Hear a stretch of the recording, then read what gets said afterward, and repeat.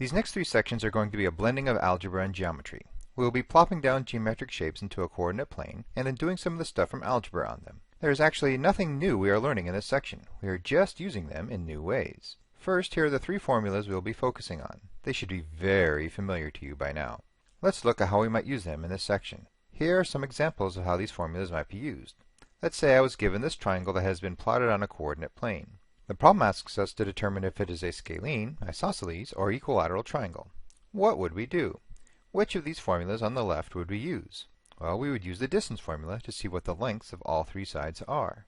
What if we were given this picture and asked to show the opposite sides are parallel? Then we would need to use the slope formula to show that the opposite sides had equal slopes.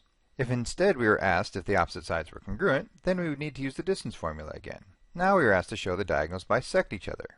Now it's time for the midpoint formula to show that the diagonals have the same midpoint. Here we have a rectangle that we were supposed to confirm has 90-degree angles. Now we use the slope formula to show that the lines are perpendicular. You should already know this, but perpendicular lines have slopes that are negative reciprocals of each other. Multiplying them together should get you -1. Last example. Here we need to show the rectangle's diagonals are congruent.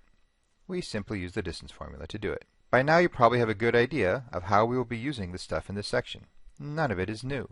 There are no new concepts to go over. It's just a new way of using it. We are blending the worlds of algebra and geometry into one.